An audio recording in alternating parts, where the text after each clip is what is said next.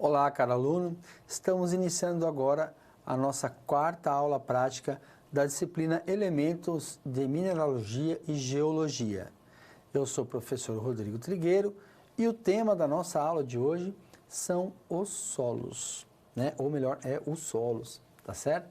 Então, o solo, ele é o final de tudo que nós discutimos até então, né?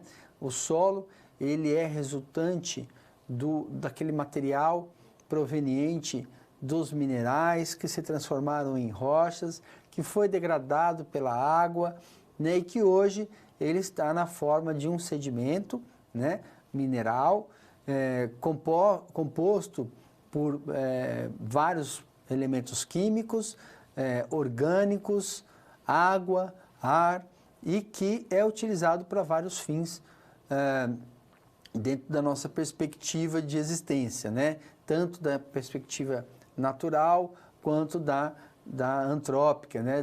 Das nossas transformações, tá certo? E o nosso trabalho de hoje vai ser justamente aprofundar o nosso conhecimento um pouco mais nas características do solo, da forma como nós podemos entender melhor o solo e conhecer, né? Aspectos do solo que poderão ser aplicados, né, na hora de você escolher uma área, de você lidar com aquela área para uso, para qualquer fim de uso e também para o desenvolvimento ou instalação qualquer sobre esse solo, perfeito? Então, o princípio básico é justamente conhecer características básicas desse solo que vão nos orientar no uso futuro, perfeito? Vamos para o quadro. Então, o nosso objetivo hoje é desenvolver em você a sensibilidade de observar um perfil do solo relacionando aos seus fatores de formação. Reconhecer a relevância dos fatores de formação do solo e suas características para a definição de um comportamento frente ao ciclo hidrológico. Então, nós vamos acabar relacionando todo o conhecimento que nós desenvolvemos ao longo das outras aulas, né? Conceitos de mineralogia, de rocha, degradação da rocha, do ciclo hidrológico e o papel do ciclo, né, na formação dos solos e também na degradação dos solos, né? Porque lembrem-se que nós comentamos que a água dentro do ambiente natural, ela é um agente transformador da paisagem e no ambiente antrópico, né, no ambiente onde nós estamos atuando, ela é um fator de preocupação, né, porque ela é um complicador das nossas ações. Apesar dela ser essencial à vida e ao desenvolvimento de várias das nossas atividades, ela também pode afetar essas atividades negativamente quando nós não tomamos as devidas precauções, não fazemos o uso adequado desse solo, né? Seja para a produção agrícola ou para a ocupação urbana, tá? Então, nossa história está recheada aí de exemplos, né? De deslizamentos, de casas que foram soterradas, de casas que desabaram em função da ocupação inadequada do solo. Então, é preciso entender essas características do solo para falar assim, olha, aqui pode ser ocupado, esse solo oferece segurança. Então, é importante a gente entender de onde veio o solo, sua origem, suas características hoje e aí assim a gente fazer uma perspectiva de uso futuro. Tranquilo? Vamos para o próximo slide. E o procedimento que nós vamos adotar é justamente de investigação do solo por meio de um método direto de análise, observando-se localmente seus horizontes ou camadas e algumas de suas características físicas, né? Então, nós vamos desenvolver um trabalho em sala, né? Justamente levantando os aspectos que podem ser observados a campo para um diagnóstico rápido, um diagnóstico básico dessas características do solo, tá certo? Então, as informações serão passadas e depois vocês vão para campo colocá-las em prática com o auxílio aí do seu tutor de sala, né, seu tutor presencial, perfeito? Então, vamos iniciar o nosso trabalho que a gente tem bastante informação para trabalhar hoje. Bom, para começar, vamos apresentar aqui uma definição do solo, né? Ele é um material formado a partir da degradação do material de origem, tá? Que são as rochas. Ele tem água, ar, matéria orgânica, né? Organismos vivos e mortos. E sua formação resulta da combinação dos fatores tempo, clima, micro-organismos, relevo, material de origem e material de origem, né? E tempo. Já falei o tempo. Pessoal, então, alguns autores, alguns pesquisadores, eles não consideram solo se aquele solo não tiver vida, tá certo? Não for capaz de sustentar a vida, né? E a gente não precisa falar de uma floresta tropical, né?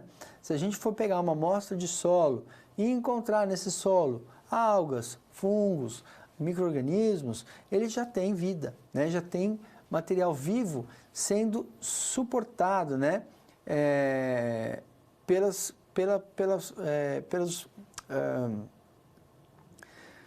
materiais, né? que o solo consegue prover, né? Pelos nutrientes que o solo consegue prover.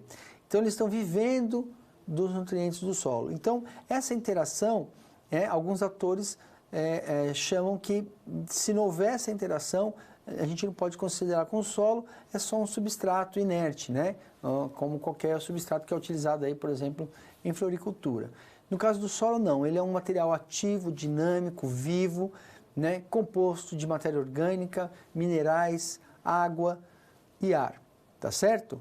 Então, tudo isso acontece, para que a gente tenha tudo isso, nós temos um processo que demora muitos anos, que começa no trabalho de intemperização da rocha, né? Então, quando nós estudamos rocha, nós vimos que existem os intemperismos físico e químico, a atuação dos organismos nessa rocha, promovendo a sua desagregação, transformação dessa rocha em sedimento, e a partir do sedimento produzido, ele sendo colonizado por organismos vivos e aí acabando de transformar esse material, né? E o que é importante a gente saber, o solo ele nunca fica pronto, tá? Então ele continua, né, exposto aos fatores do intemperismo, tá certo?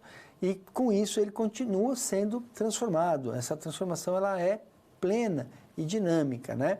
E com a presença do homem, ela é então muito mais acelerada, porque nossas intervenções, elas são muito mais fortes do que as intervenções promovidas naturalmente no solo, tá certo? Então, enquanto um solo demora milhares de anos para erodir 1 metro, nós fazemos isso, podemos fazer isso num dia, né? Desmatando o solo e colocando esse solo exposto à chuva, né? Então, a gente pode perder uma camada imensa de solo aí, simplesmente pelo mau uso, tranquilo? Então, vamos adiante. Bom, aqui para a gente exemplificar, essa é uma rocha, né, para vocês entenderem o que a gente está falando de intemperismo, é uma rocha que está incrustada num barranco, tá certo? E o que a gente observa?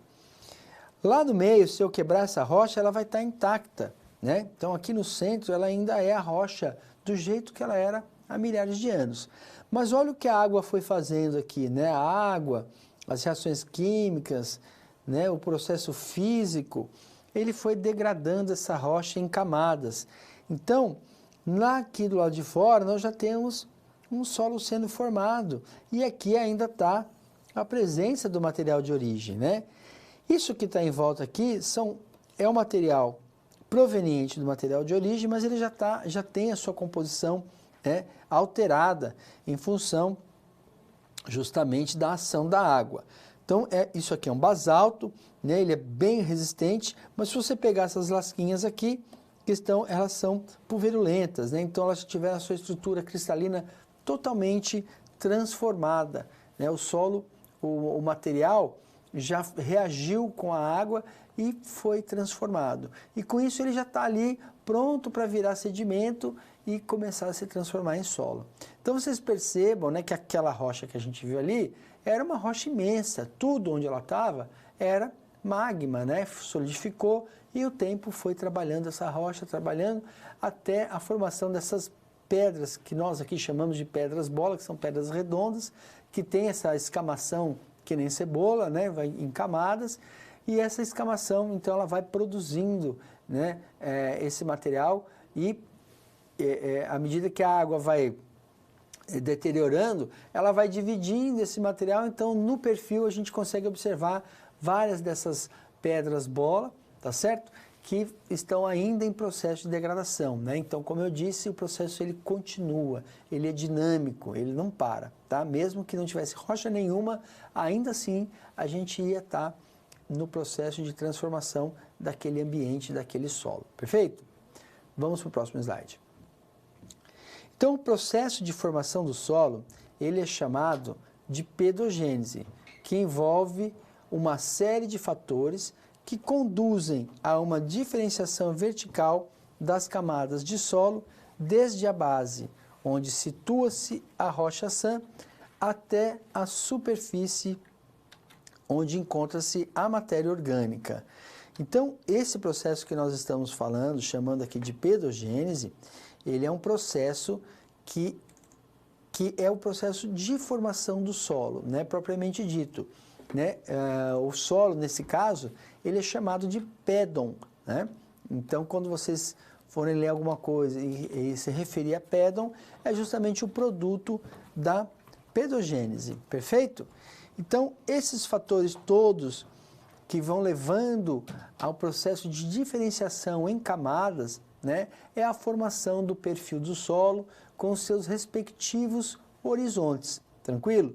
Então, se a gente for considerar, né, tem uma figurinha clássica da formação do solo, primeiro é a rocha pura, depois é a rocha com uma areinha, depois é a rocha com uma areinha e uma plantinha, e assim vai até que a gente tenha distanciação, né, da rocha, ela fica lá no fundo, não é que a rocha afundou, é que tudo aquilo era rocha e foi transformado, né? E à medida que a gente vai aprofundando, nós temos um material mais parecido com a rocha, tá certo? Um substrato inerte. Na medida que nós vamos distanciando da rocha, a gente tem um material mais parecido com o solo, até que a gente chega no solo propriamente dito e numa camada de matéria orgânica na superfície, né? Então, essa distância, assim como na pedra bola, né, à medida que a gente se afasta do centro de transformação, da superfície de transformação, nós temos camadas diferentes de estratos, né, de níveis de transformação diferentes. Então, ali nós temos um material, a pedra intacta, na superfície da pedra nós temos uma camada mais, já em deterioração, por fora uma camada que já está se soltando, depois a outra que já virou areia, e assim por diante, até a gente ter o solo já definido, tranquilo? Então, esse é o processo de pedogênese, de formação do solo, né, com a diferenciação de camadas em função do amadurecimento, né, da camada mais velha e do nascimento, né, do material de origem próximo à rocha. Vamos adiante. Características. Diferentes combinações entre os fatores de formação dão origem a solos distintos, cada um com características específicas de cor, profundidade, textura, estrutura, fertilidade. Então, um ponto que é extremamente difícil no estudo do solo é porque cada região, cada situação, né, ela vai ter produzir um solo diferente, né? Então, às vezes, o mesmo material de origem, se o solo tiver numa encosta, numa baixada e próximo a uma área alagada, nós teremos 3 solos diferentes, tá certo? Né? Um solo que na encosta ele vai sofrer menos com a ação da água, né? Porque a água vai passar mais rápido pela encosta, né? Levando os sedimentos, escoando superficialmente. Na área de planície, essa água ela vai se aprofundar, né? Então ela vai conseguir, a gente vai ter um solo mais profundo, ela vai conseguir afetar mais a rocha em profundidade, e na área alagada a água vai transformar quimicamente aquele solo, o mesmo solo da planície, quando ele for alagado, ele fica totalmente diferente, né? Porque a água vai promover reações químicas naquele solo, né? No material mineral do solo, transformando ele em um solo diferente daquele da planície. Então vejam que só pelo fato da gente ter a posição no relevo, nós vamos ter a mesma idade geológica, o mesmo material de origem, né? O mesmo tempo de formação, as mesmas intempéries, temperatura, água, né? E até nos organismos, mas nós vamos ter solos diferentes só em função do relevo. Se a gente fizer uma combinação de todos os fatores de formação, então nós vamos perceber que nós temos uma infinidade de solos, né?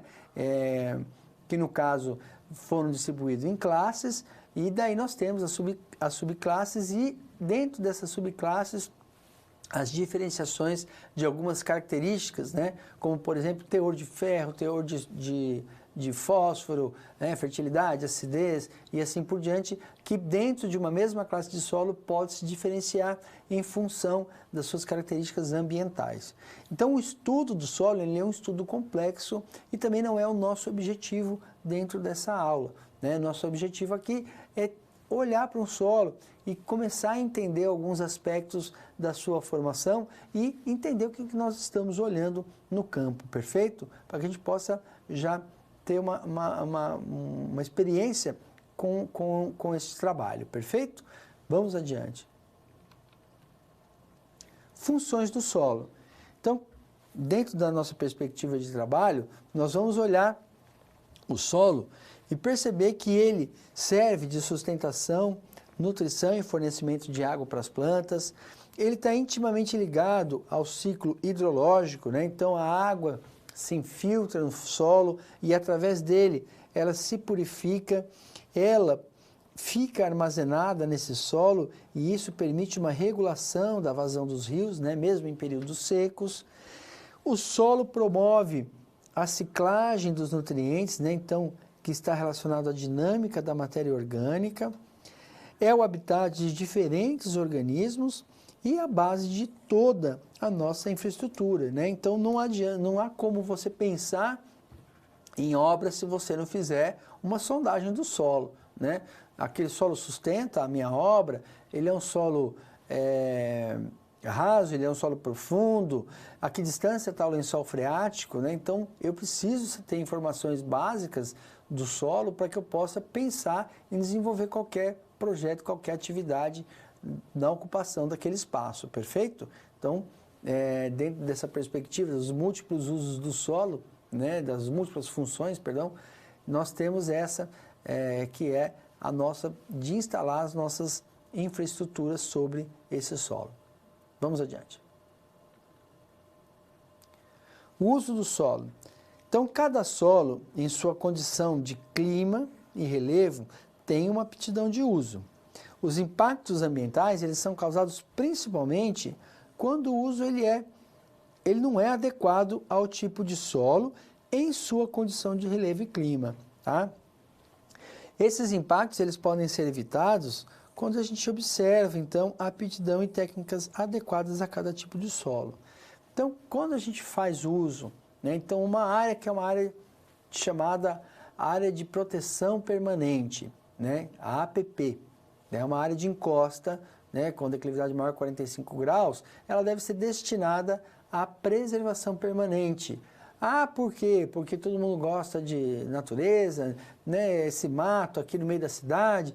Acontece que este não é um lugar adequado para a instalação de construções, né, porque esse solo, em função da sua declividade, em função às vezes das suas características de profundidade, ele pode entrar em colapso e com ele levar tudo que tiver sobre a superfície da rocha, né?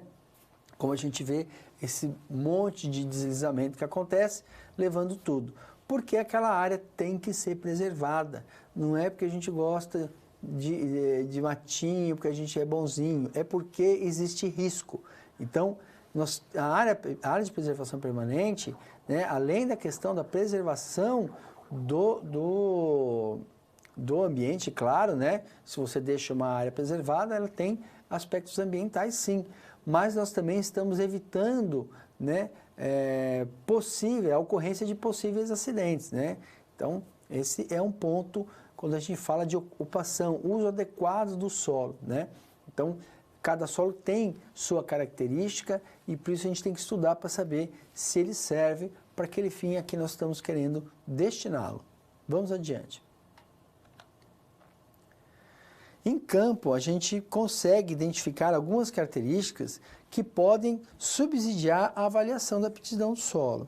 Para isso, é preciso exercitar a sua capacidade de análise crítica da paisagem.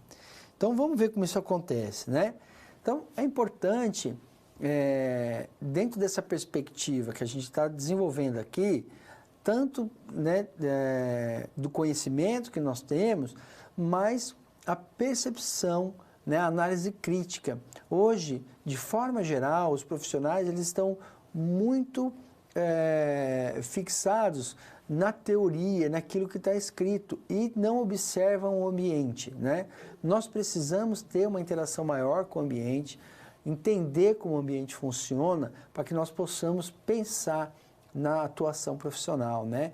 A gente não pode pensar em um projeto sem considerar as questões ambientais, quanto que chove, como que é o solo, onde que está o rio, inunda, não inunda, né? Eu não posso instalar uma escola numa área que de repente é uma área que é uma área que normalmente nós podemos ter uma enchente do rio, né? Ou a inundação provocada por um rio. Então nós precisamos entender, ou como aconteceu aqui em Londrina, que foi liberado um loteamento, fizeram uma sondagem mal feita do solo, e o que aconteceu? Quando deu um período de chuva muito contínuo, houve a elevação do lençol freático e começou a brotar água dentro da casa das pessoas, né? Aí a casa já está construída, como é que faz? Então, não houve um estudo adequado do solo, né? Aquele solo não era adequado para a ocupação urbana. Não houve um estudo, as pessoas estão lá, compraram, gastaram dinheiro e estão sofrendo com o problema, porque não é possível fazer a drenagem, tá certo? É o lençol freático que subiu, então não tem como fazer isso dentro do ambiente urbano. Então, é preciso ter essa clareza, e essa clareza só vai ter quando a gente começar a olhar o ambiente que nos circunda de forma mais crítica, né? Entendendo, né, os ciclos nos quais nós estamos inseridos, para que a gente possa promover essa prospecção de uso, perfeito? Então vamos entender como isso acontece, vamos estudar um pouco mais sobre o solo agora. Então, primeiramente, a análise da paisagem, né? O primeiro passo é a gente entender o que a gente está observando. Analisar o relevo, se há afloramento de rocha, né, que constitui o material de origem aí do solo, a cobertura vegetal e usos, né, que nós estamos observando já, presença de corpos hídricos, erosão, etc. Então, são vários os aspectos que podem ser observados na paisagem e que nos vão orientar a respeito de aspectos relacionados ao solo, perfeito? Vamos entender melhor como isso acontece. Vamos para o quadro. Então, olhando essa imagem aqui, né, uma linda imagem aqui da área rural de Londrina, com Londrina lá ao fundo, né? Então, aqui no fundo nós temos a cidade e aqui a área rural. O que nós observamos aqui? Nós temos uma área de relevo ondulado, levemente ondulado, né? Nós temos aí uns morros baixinhos, uma declividade baixa. Entretanto, nós temos aqui, por exemplo, o afloramento rochoso, tá certo? O que isso nos dá indício, pessoal? Isso nos dá indício de que provavelmente essa área do entorno desse afloramento, ela seja de um solo raso, né? De um solo pouco profundo. Isso acontece geralmente nas áreas muito declivosas ou áreas de topo de morro. Por quê? A água ela vai trabalhando, né? Ela incide no morro e ela vai trabalhando. À medida que ela escorre, ela infiltra. Mas aqui em cima ela infiltra menos. Então ela trabalha menos a rocha, tá certo? E ela vai lavando os sedimentos lá para baixo. Então acontece que nas áreas de topo de morro, áreas muito íngremes, nós podemos ter a situação de solo raso. Quando a gente fala em solo raso, nós estamos falando de um solo que tem aí, às vezes, meio metro, 1 metro, sobre uma rocha. E quando a gente pensa nesse aspecto, se a gente vai se instalar, né, vai instalar uma casa numa área de solo raso, sobre uma rocha, o que pode vir a acontecer? Em épocas de chuva, essa água vai entrar no solo, vai chegar na rocha e vai formar o quê? Um filme de água entre o solo e a rocha. Né? Em época de chuvas intensas, a água que infiltrou forma um colchão de água entre o solo e a rocha. E o que acontece com o solo que está em cima da rocha? Se tiver um colchão de água, ele desliza, tá certo? Então, é uma área que não é adequada para a construção, né? Uma área para ocupação humana, porque ela pode, em situações de muita chuva, vir abaixo. Tá? Então, aconteceu em Nova Friburgo, né? Aconteceu já,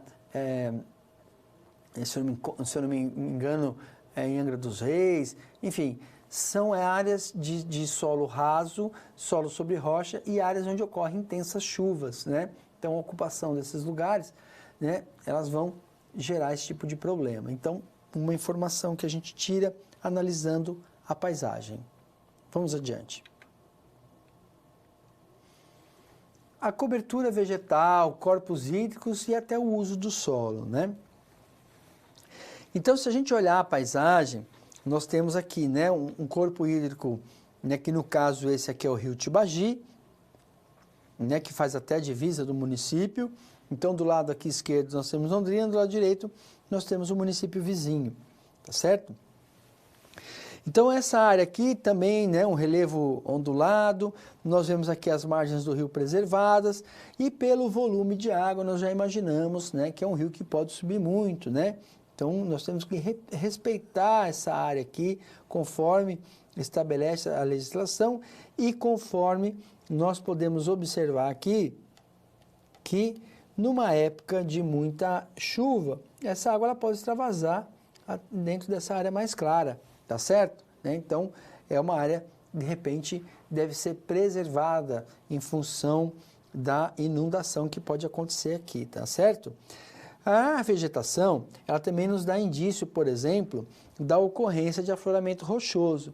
Então, vamos pensar aqui que a gente tem essa mata bonita aqui na parte de baixo, né, onde eu acabei de tirando o assinalado, e vamos imaginar que essa parte que está mais clara aqui fosse uma área natural, né? Então, uma área com uma vegetação mais rasteira, e essa vegetação rasteira, que não se desenvolve igual a outra, ela tem uma razão. Por que será que numa área onde tem floresta, no topo do morro, está lá uma área de vegetação rasteira, uma vegetação mais ressecada? Porque provavelmente lá nós temos também afloramento rochoso e com isso nós temos um solo raso. Então a vegetação que vai se instalar lá não é a mesma que se instala onde nós temos solo, né? Um solo mais profundo. Então isso, observar a vegetação já dá indício de como que está o solo embaixo, né? Observar também a utilização do solo nos orienta com relação à fertilidade, né? Então, você vê lá a instalação de áreas férteis, áreas que foram deixadas para pastagem, áreas que foram deixadas para pastagem podem ser áreas que não são agricultáveis, né, em função de ter pedregosidade no solo, tá? Então, não consigo passar uma máquina, não consigo colher, não consigo arar, enfim. Então, isso porque o solo pode apresentar pedregosidade. Então, a análise, né, de como o solo se apresenta, como a vegetação se apresenta, os cursos d'água, elas nos vão dando pistas, né, de como é o solo embaixo delas, perfeito? Então, tudo isso a gente consegue observar só vendo a paisagem com um olhar bem mais crítico do que só olhar a beleza, né? Então, a partir de agora, eu quero que vocês treinem isso, qualquer viagem que for fazer, comece a treinar essa visão da paisagem. Vamos adiante. E um aspecto, né, de transformação que a água imprime no solo é a erosão, né? Então, essa imagem ela é terrível e muito comum no Brasil, porque nós vivemos num país tropical, onde nós temos chuvas intensas, chuvas localizadas, e um mau uso do solo, né? Então, muitas vezes, o solo sendo usado de maneira inadequada, sendo usado para uma atividade inadequada, né? Então, às vezes, você pode até usar o solo, um solo como aquele, mais arenoso, muito suscetível à erosão, ele jamais deve ser usado para pastagem ou para agricultura. Mas você pode, de repente, fazer uma exploração florestal, ou utilizar uma cultura perene, né, como uma laranja, né, enfim, que vai manter protegido aquele solo, né, e não vai mexer muito na estrutura do solo e nem deixar ele exposto às intempéries, né? Então, tudo isso tem que ser considerado e nos dá pista da qualidade daquele solo, perfeito? Então, normalmente, solos menos estruturados, solos mais arenosos, né, solos que não são muito consistentes, que não têm muitas energias, né, que no caso da argila, que é uma partícula carregada eletricamente, então ela é muito coesa, né, ela se mantém, a estrutura dela é coesa, então ela consegue ser mais resistente aos processos erosivos. Então, solos arenosos, eles são mais suscetíveis à erosão, né, do que os solos argilosos.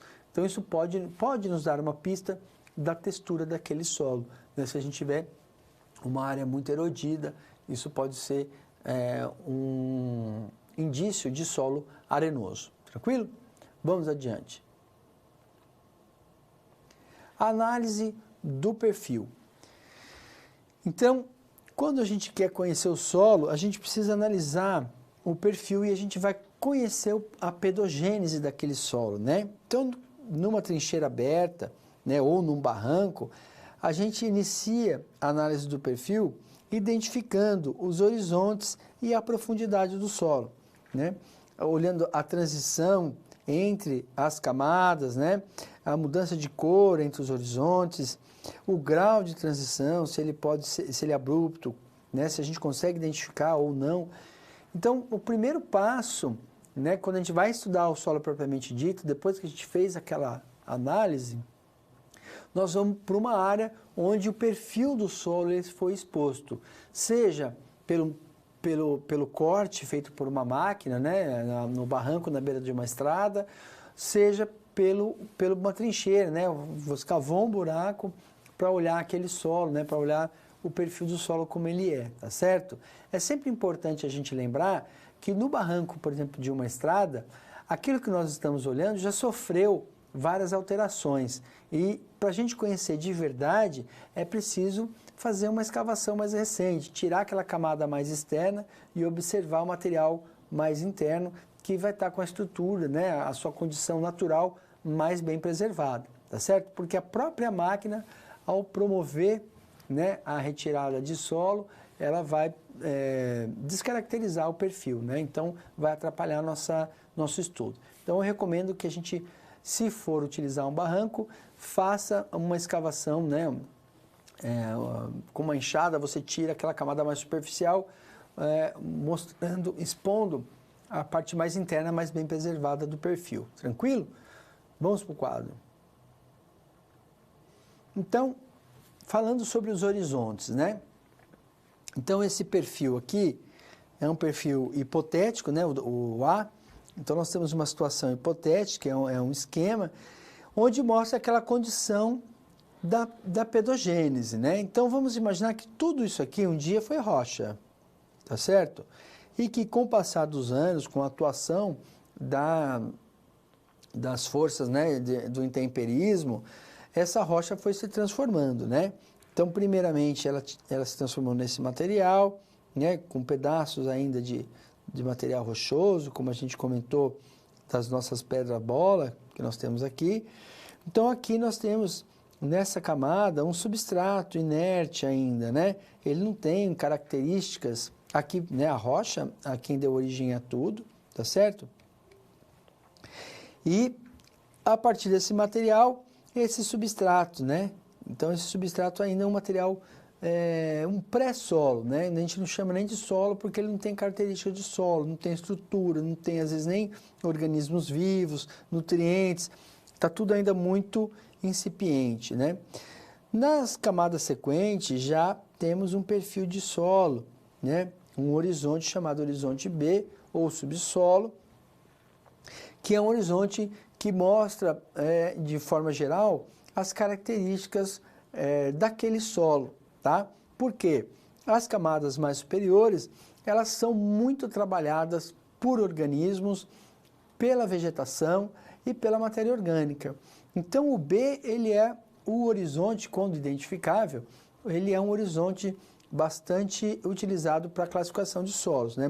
Muitas das propriedades a gente vai observar no horizonte B.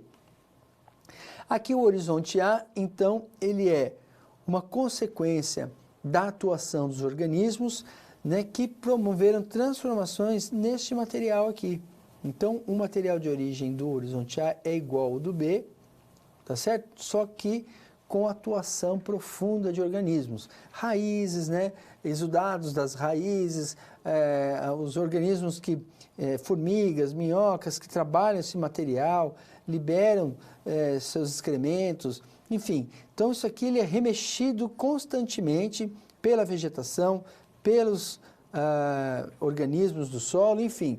Então, é um material muito trabalhado, né, que mostra aspectos muito diferentes da camada inferior do horizonte B. E em algumas situações nós temos um horizonte orgânico aqui, né, uma camada muito definida de matéria orgânica que se mistura com o solo, ou às vezes é só matéria orgânica pura, tá certo? Que é proveniente da degradação do material que vai se depositando sobre as camadas de solo, né? Então esse é um perfil hipotético, que quase nunca a gente vai, no Brasil, a gente vai observar um perfil dessa característica, né? Como mostra na figura B. Então aqui a gente buscou ainda um solo mais ou menos, onde nós temos um horizonte C aqui, né? Ainda com pedaços da rocha, a rocha meio deteriorada, né? Esfarelando, né? E aqui um horizonte B, né, um horizonte raso, B, e por cima aqui um horizonte A, ainda com pouca matéria orgânica, por se tratar de um solo agrícola, né, nós temos um horizonte A e não temos horizonte orgânico nesse perfil, em função da questão de ser uma área agrícola, né? Onde a dinâmica da matéria orgânica ela é muito acelerada pelos processos de revolvimento do solo, tranquilo? E também a produção da matéria orgânica nesse ambiente ela é muito mais baixa, né? Muito menor do que numa floresta, por exemplo, tá certo? Então vejam, né, que é um perfil que a gente consegue, em função da coloração, da textura, diferenciar o perfil, né, o C, do B aqui, né? E se você chegar bem pertinho, você vai conseguir ver uma alteração aqui na presença de raízes, na textura do solo, que caracteriza o horizonte A, perfeito? E a rocha aqui, ela está mais profunda, a gente não consegue observar nesse caso, tá? Mas é mais ou menos esse tipo de trabalho, né, da identificação dos horizontes que nós vamos fazer quando estiver próximo de um perfil. Então percebam que um detalhe da questão dos horizontes é que ele vai nos mostrar o grau de maturidade daquele solo, tá certo? Quanto maior o horizonte B, mais longe tiver a rocha e o horizonte C, mais maduro é o solo, tá certo? Então quanto maior for o horizonte B, mais tempo aquele material levou para se formar. Então é um solo muito antigo, como é o caso da maioria dos solos brasileiros, né? Onde nós temos aí solos muito antigos, né? Que nem aqui em Londrina, solos com horizonte B muito profundo, né? Diferente desse aqui, que a gente observou, que é num topo de morro, né? Onde a gente já consegue ter aquela condição de formação da presença de rocha mais próxima à superfície, tá? Mas mesmo aqui, né, mesmo no topo de morro, nós ainda temos essa condição sendo observada a campo, perfeito? De um solo com horizonte B mais restrito. Vamos adiante. Bom, com relação à profundidade, né, então nós temos aqui 3 aspectos de solos daqui de Londrina, todos os 3, né? Aqui um solo praticamente zero de solo, né? Nós temos uma camadinha muito fina de material sedimentar que se formou sobre esse basalto, né? Esse aqui é um basaltão que tem na beira da rodovia. E o perfil que a gente observa é um perfil totalmente rochoso, né, pessoal? Só rocha pura, com um horizontezinho aqui A bem mequetrefe, né? Quase que não tem horizonte A, só um pouquinho de sedimento com matéria orgânica bem colocado aí, que dá condição dessas gramíneas se suportarem sobre a rocha, perfeito? Então é um solo que não tem solo aqui, né? Já esse solo aqui, ó, nós temos aqui de 1 metro, 1,5 metro, 2 metros de profundidade, né? Então aqui nós temos a rocha, né? E aqui um horizonte B direto sobre a rocha, tá certo? Então a gente consegue observar estrutura, raízes, matéria orgânica difundida nesse pequeno pedaço de solo, e aqui em cima um pequeno também horizonte A, né? Que foi construído sobre esse material. Mas é um solo raso, né? E aqui um solo que deve, sobre a rocha, apesar da rocha apresentar aqui já um estágio diferente desse, é basalto também, mas diferente desse basalto aqui que está íntegro, ela já está apresentando sinais de degradação, né? Ela é mais friável, então ela já foi transformada quimicamente, mas ainda assim o solo propriamente dito é um solo raso, perfeito? E o que é mais comum aqui em Londrina, esse solão profundo que desce aqui muito mais, né? Ele afunda, só que nós temos só esse perfil, aqui mais ou menos com uns 4 metros de altura. Então nós temos um horizontão B aqui, né? Não dá para identificar o C, né? O A também está bem restrito aqui em cima, por ser um solo agrícola, né? A gente nem considera isso na classificação, porque o A já foi totalmente revolvido, né? Então o que a gente vai usar para analisar é o B, tá? Um B bastante profundo, né? Um latossolo vermelho bastante profundo, característico aqui da nossa região, né? A famosa terra roxa, tá certo? Então, proveniente aí da degradação do basalto. Tranquilo, pessoal? Então, esses aspectos vão orientando vocês, né? Vejam que 2 desses solos foram, o primeiro, né, o rochoso, e aquele solo mais profundo, foi na beira da estrada. Então, a gente já consegue, observando a paisagem, né, transitando ali na rodovia, eu consegui observar duas profundidades diferentes de solo, né, que é o solo zero de profundidade e um solo bem mais profundo, numa região próxima daquele afloramento rochoso, daquele afloramento basáltico, né?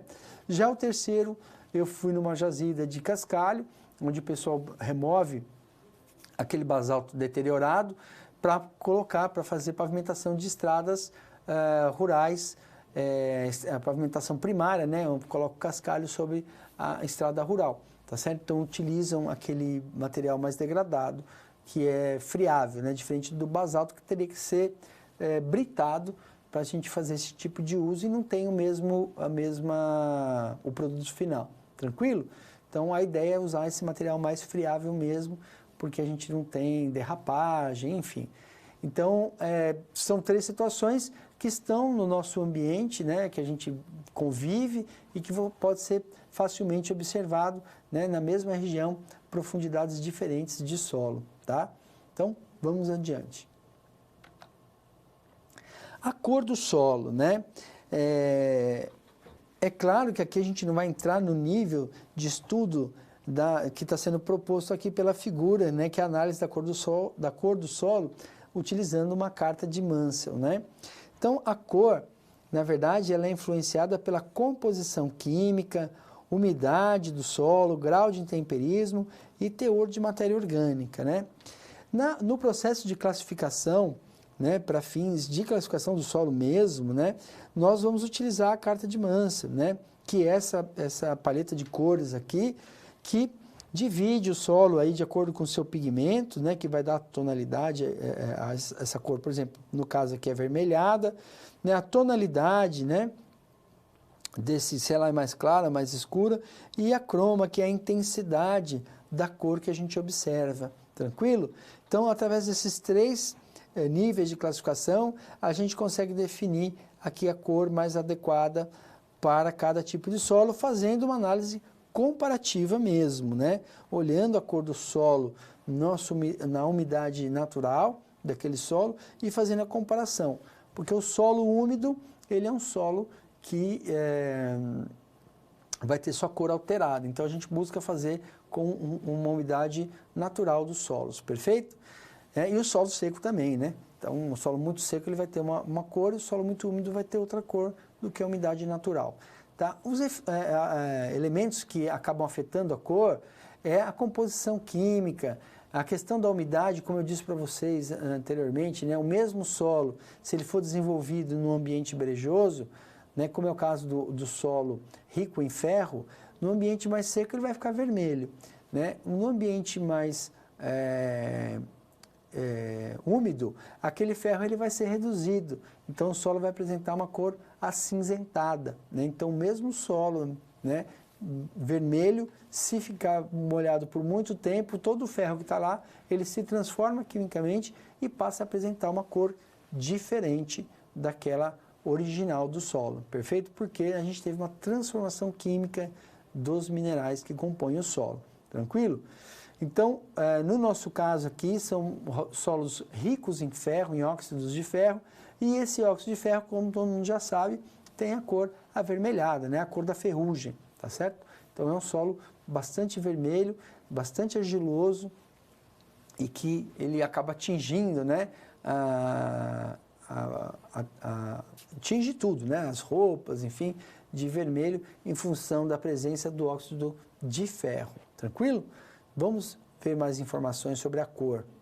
Então, alguns exemplos, né, que vocês devem encontrar fazendo esse trabalho a campo, né? Então, aqui um solo, como eu disse para vocês, alagado, então a gente vê aqui a presença de água, né? Então, um solo brejoso, então tudo isso aqui está molhado e o solo apresenta-se, né? O solo no perfil apresenta a cor cinza, provavelmente em função da redução do ferro presente nesse solo.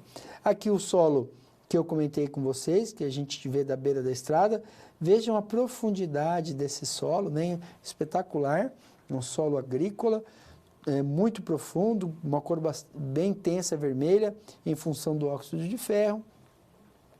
Esse aqui é um solo já mais amarelado, tá certo? O B aqui também pode ter ferro, mas em outra forma, tá certo? Não o mesmo óxido de ferro que a gente vê aqui, tá certo? Mas outra forma mineral, né, ou outros materiais que estão dando essa cor amarelada para o solo. E aqui um solo escuro, né, bastante orgânico, um solo negro, onde há bastante matéria orgânica, né? A matéria orgânica tem essa capacidade de tingir o solo de escuro, né? Porque a matéria orgânica decomposta ela é negra. Então ela dá essa coloração ao solo, ela pigmenta o solo com tonalidades mais escuras. Então, os solos ricos em matéria orgânica, eles tendem a ser mais escuros, né? No perfil, a gente consegue observar claramente, quando há a presença considerável de matéria orgânica, você vê que o horizonte superior, né, seja ele o orgânico, rico em matéria orgânica, ou o A, ele já tem uma tonalidade diferente do B, em função da presença da matéria orgânica, né, que vai alterar a cor deste horizonte, perfeito? Sempre conferindo, né, esse aspecto mais escurecido, né, em função da presença da matéria orgânica. Tranquilo? Vamos adiante? Estrutura do solo. A estrutura ela está relacionada à presença, tamanho e forma dos agregados do solo, né, que são formados pela união das partículas do solo. Então vejam aqui na mão, né, na figura, na mão dessa pessoa, partículas, né, como se fossem pedrinhas, né, feitas, torrõezinhos aí, feitos de solo. Então, quando a gente fala de estrutura do solo, nós estamos falando de grãos que se formam no solo, de material coeso, né, que ele é unido tanto pelas forças químicas, no caso das argilas, como agentes cimentantes da matéria orgânica, da decomposição da matéria orgânica, dos exudatos das raízes das plantas, né? Então, as plantas emitem produtos também para o meio, né? Do material segregado, secretado pelos organismos do solo, enfim. Tudo isso ajuda as partículas a se unirem, formando agregados, né? Esses agregados de solo são aquelas partículas que dentro de uma umidade natural dos solos, nós temos uma partícula dificilmente divisível. Então, aquela menor partícula divisível é a estrutura que o solo apresenta, perfeito? E ela pode se apresentar de várias formas, vários tamanhos e vários aspectos, né? Vamos estudar isso aqui agora. Então, alguns tipos de solo, né, eles podem apresentar ausência de estrutura. Então, por exemplo, um solo totalmente arenoso, nós vamos ter lá grãos soltos, né, grãos simples, sem formação de estrutura. Ou nós podemos ter um solo muito argiloso, muito compacto, onde a estrutura foi perdida também, formando um maciço. E podemos também ter aqueles solos, né, onde o material ele fica disperso e disposto numa estrutura laminar. Mas nenhum deles apresenta essas estruturinhas aqui que nós chamamos de agregados, tá? Os agregados, eles podem se apresentar na forma granular, né, blocos subangulares. Então esse aqui é um bloco mais arredondadinho, esse aqui ele tem faces, algumas faces angulares, né? Esse aqui já parece um cristalzinho, né, com todas as faces anguladas, estruturas formadas em forma de lâminas, prismáticas, colunar. Então nós temos vários tipos de estrutura que vão ser observados, né, quando a gente tira aquele torrão de solo e consegue, conforme a gente vai manipulando ele vai soltando essas partículas e a gente consegue definir, em alguns casos, muito claramente qual é o tipo de estrutura, né? Daquelas menores já fica mais difícil, a gente vê qual que é granular, qual que é angular, mas dessas maiorzinhas a gente consegue observar bem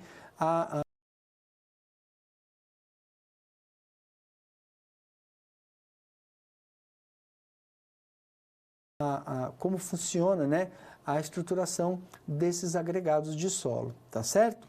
Vamos adiante aqui no quadro.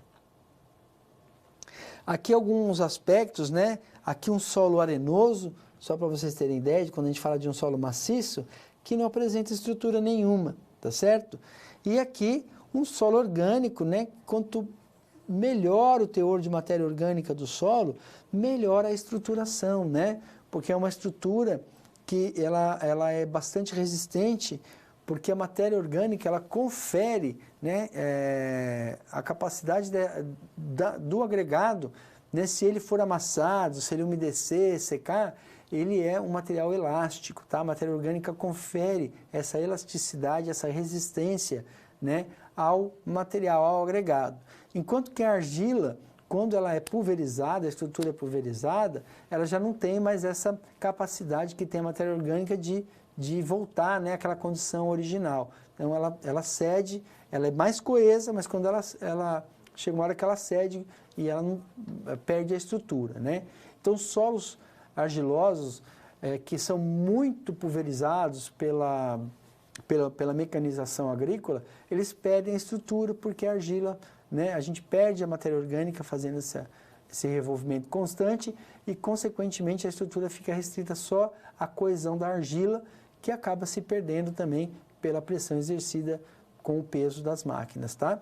Então, a gente acaba tendo um maciço de argilas, tranquilo? Vamos adiante. A estrutura, ela está muito relacionada, né? Ela é diretamente relacionada com a porosidade do solo. Então, a porosidade do solo ela é uma consequência direta da qualidade da estrutura do solo. Então, conforme a gente tem os agregados, né, a disposição dos agregados no solo, a gente forma a macroporosidade, que é formada pelos poros deixados entre os agregados, né? Então, nós temos lá um agregado, outro agregado, né? Então, essa porosidade aqui, entre os agregados, é chamada de macroporosidade. Por ser uma porosidade maior, ela está ligada à drenagem, né? Então a água passa rapidamente por esses poros grandes, então ela está ligada à aeração do solo, né? Então ela permite as trocas gasosas que acontecem no solo. E a microporosidade é a porosidade que existe dentro dos agregados, tá certo? Que os agregados eles são uma combinação de materiais, né? Então, se a gente tem lá minerais, agregados com matéria orgânica, formando um agregado, dentro nós temos espaços que são chamados de microporos. Esses microporos, eles estão associados à retenção de água. Então, quando chove, drena, passa a água pela porosidade, pela macroporosidade, né? Porque ela é muito grande, ela não consegue reter água. Já o agregado ele se hidrata e ele segura a água, né? Como o poro é muito pequenininho, a água fica retida dentro desse poro. E é lá que a raiz vai buscar a umidade do solo, perfeito? Então, ela é muito importante para a retenção de umidade, enquanto que a macroporosidade ela é muito importante para a aeração do solo, né? O solo fica menos compacto, mais fofo, né? E ele proporciona um melhor ambiente para o desenvolvimento de raízes, tranquilo? Então, essa é a função da porosidade e ela está intimamente ligada à qualidade dos agregados, né, e a quantidade desses agregados no solo, perfeito? Se a gente afetar a estrutura, nós estragamos a porosidade também, tranquilo? Vamos adiante. E a textura do solo? A textura do solo está referente à composição, né, a granulométrica do solo, né, as frações argila e silt. E ela afeta a estrutura do solo também, né, e consequentemente a porosidade, né. Então solos, o tamanho das partículas aí, né, argila menor que 0,002, o silt entre 0,002 e 0,05 milímetros e assim por diante, né. Então, a presença desses materiais, a proporção que esses materiais se encontram no solo, é que vão definir se eles são solos argilosos, solos siltosos e solos arenosos, tá certo? Então, isso também vai, claro, afetar a qualidade do agregado, né? Então, quanto mais argila nós tivermos no solo, melhor vai ser a qualidade do agregado. Por quê? A argila, como eu falei para vocês, ela é carregada eletricamente.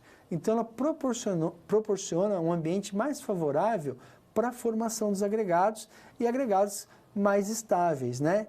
Quanto mais arenoso um solo, menor a estrutura, né? Nós vamos ter um solo muito poroso, né? Com muito macroporo, mas um solo com quase nada de microporosidade, porque é um solo que não tem, ele só tem espaço entre as partículas, né?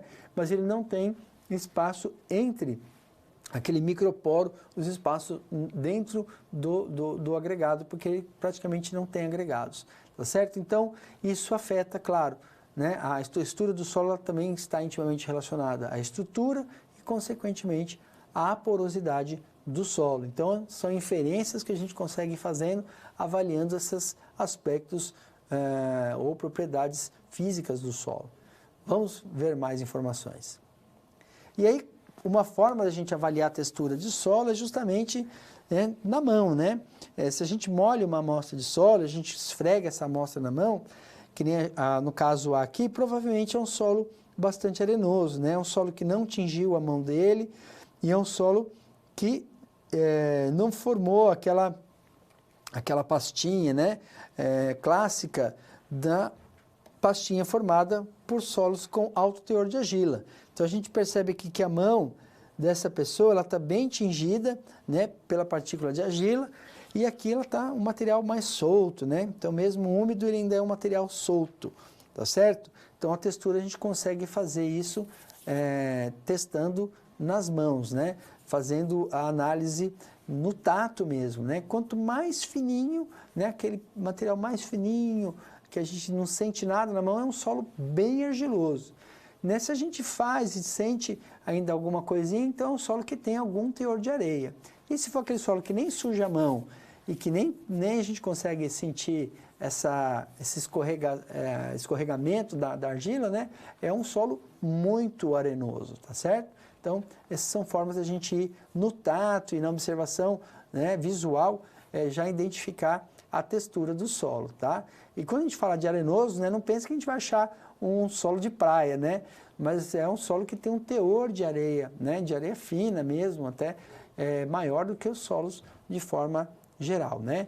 E é importante ressaltar, já que a gente está falando de textura, que os solos, de forma geral, eles são uma combinação de todas essas partículas, né?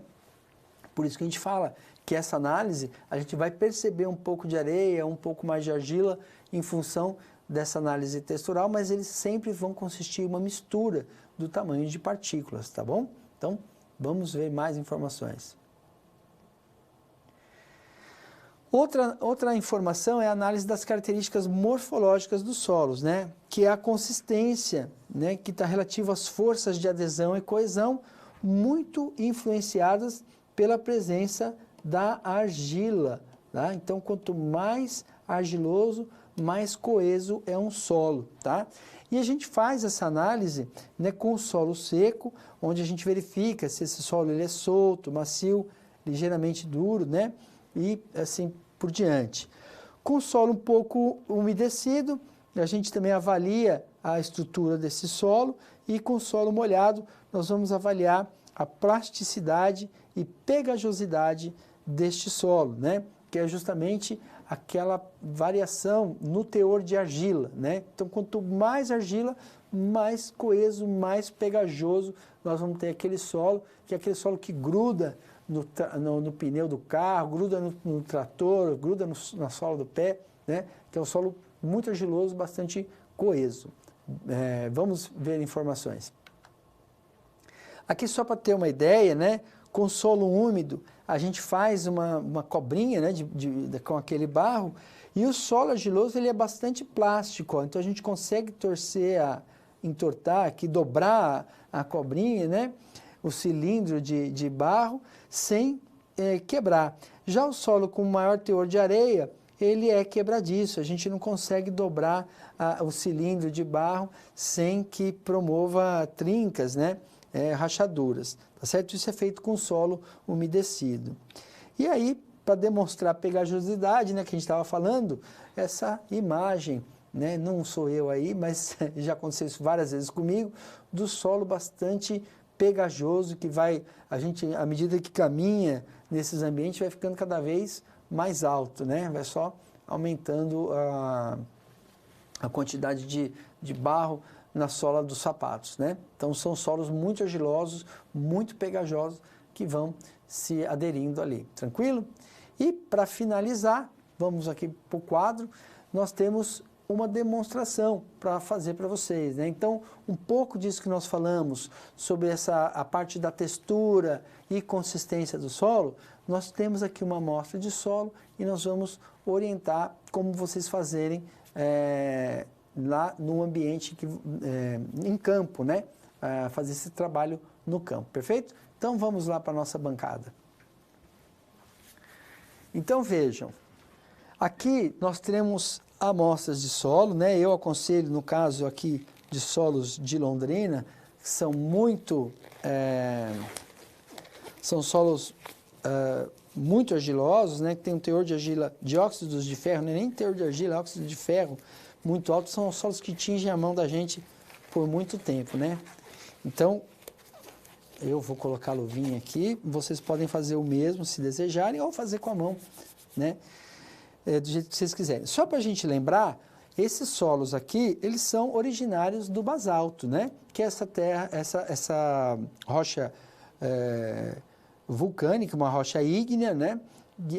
Que foi uma rocha extrusiva, né? Solidificada na superfície do solo e que dá origem, ela é muito rica em ferro, dá origem a esse material que nós temos aqui, né? Então, um material bastante rico em óxidos de ferro, né? Um material, um solo muito fértil, né? E que apresenta, vamos falar primeiro aqui da estrutura, né? Eu trouxe aqui o material, alguns agregados. Então, quando a gente fala de agregados, nós estamos falando dessas pequenas estruturas que se formam no solo, tá? Então, são estruturas, no caso nosso aqui, granulares, né? Elas são arredondadas, não tem nenhum ângulo de formação entre elas, então elas não são nem subangulares, são pequenas. E no caso desse solo aqui, como ele está úmido, se a gente tivesse um solo seco, a gente ia ver que a gente não consegue quebrar facilmente o torrão, né? Então, ele é um solo bastante coeso. Mas como nós estamos com o solo muito úmido, né, em função da época do ano que nós tiramos a amostra, então ele é um solo friável, né? A gente facilmente, né, com ele úmido, nós conseguimos desmanchar o torrão, né, formado. Então, um solo facilmente, a consistência dele, úmido, ele é friável, né? E se ele estivesse seco, a gente ia ver que ele é extremamente duro, extremamente resistente quanto à quebra, tá certo? Mas no nosso caso aqui, nós estamos trabalhando facilmente com ele porque ele está úmido, né? Ele está até mais úmido do que necessário para fazer análise de friabilidade, tranquilo?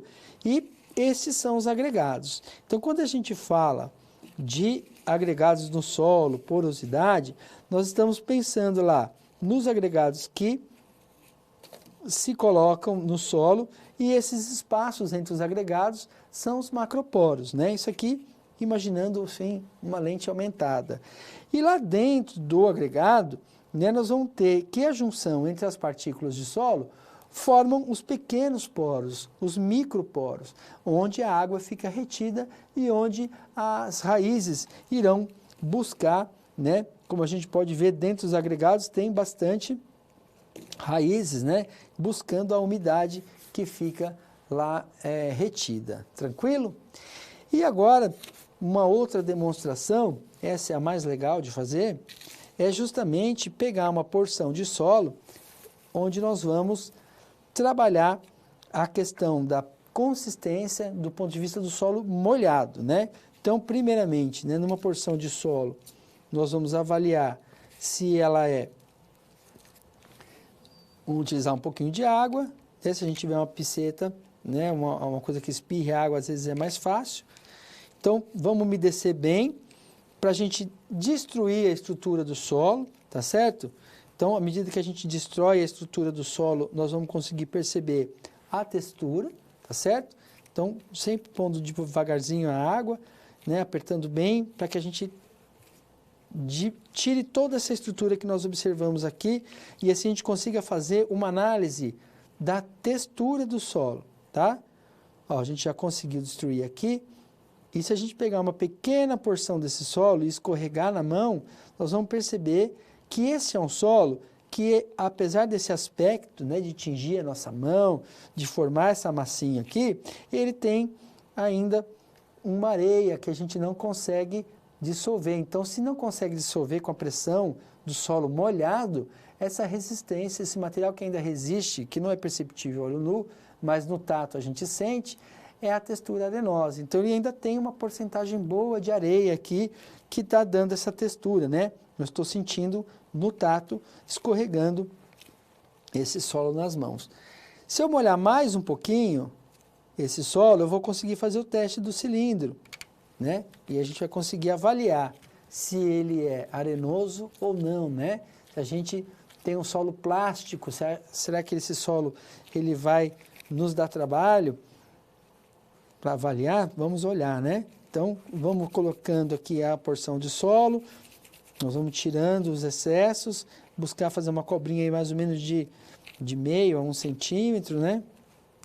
Para que ela possa ser moldada, tá? Então, a umidade não pode ser muito úmido, porque senão a gente não tem o efeito que nós desejamos. Então, pela própria característica da formação da cobrinha, a gente percebe, né, que é um solo que tem bastante argila, né? Então, percebam, ele tem bastante argila, esse aspecto brilhoso da argila, né? Essa textura que a gente observa aqui, ele é um solo mais argiloso. Mas, olha, ele ainda não é um solo plástico, então não é uma argila que, mesmo hidratada, ela se deforma, né? Mas ela ainda não produz aquele efeito, né? Da gente conseguir dobrar sem promover nenhuma trinca, ó.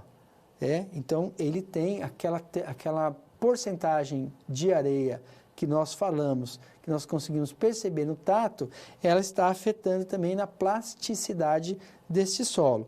Consequentemente, ela vai afetar também na pegajosidade.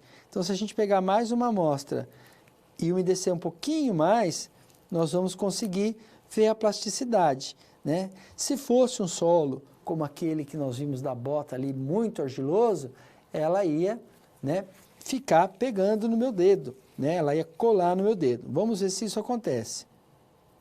Ó, ele é um solo pegajoso, mas pela consistência aqui, a gente não é aquele solo que gruda, né? Que faz aquela cola. Ele não tem nenhuma resistência na hora que a gente solta. Então, ele é um solo, ó, tem argila, a gente percebe que ele fica retido, né? Mas ele ainda tem a areia que dificulta essa pegajosidade, tá certo? Então, à medida que a gente vai hidratando, nós vamos destruindo a estrutura do solo, a gente consegue avaliar esses outros dois aspectos. E o que isso traz para a gente de informação? Isso, do ponto de vista agrícola, ele é muito importante, porque à medida que o solo está muito úmido e eu for trabalhar esse solo, eu vou destruir o que mais é importante para mim aqui no solo, que é a textura, né? Se eu destruir essa textura, pegar esse solo úmido e ficar passando com a máquina, eu vou ter isso aqui, ó, no meu trator, e eu vou ter que plantar em cima dessa massa. E o que acontece quando essa massa seca, né? Se a gente faz barro e põe no forno para secar, o que ele vira? Tijolo, né? Então, a gente tem altos índices de compactação do solo, em solos argilosos, justamente em função do que a gente está vendo aqui, de trabalhar o solo com umidade inadequada. Perfeito, pessoal? Então, espero que tenha sido possível vocês compreenderem o que a gente tentou apresentar aqui para vocês. E o mais legal espero que vocês façam isso no campo, né? E tenham essa possibilidade de tocar e testar o solo no campo. Então, tudo isso que a gente fez aqui em sala, vocês vão fazer lá no perfil do solo, né? Pôr a mão na massa, sentir a textura, sentir se tem algum grãozinho de areia ou se aquela argila escorrega fácil, fazer o cilindro, ver a plasticidade, ver a pegajosidade, tudo isso são experiências que a gente vai criando, né? E comprovando às vezes aquilo que a gente está observando no campo ou, né, o que a gente vê, sente no tato, totalmente diferente daquilo que a gente observa no campo, tá? Por isso que é importante essa interação com o objeto do nosso estudo. Espero que vocês desenvolvam uma excelente aula prática e até um próximo encontro. Até mais!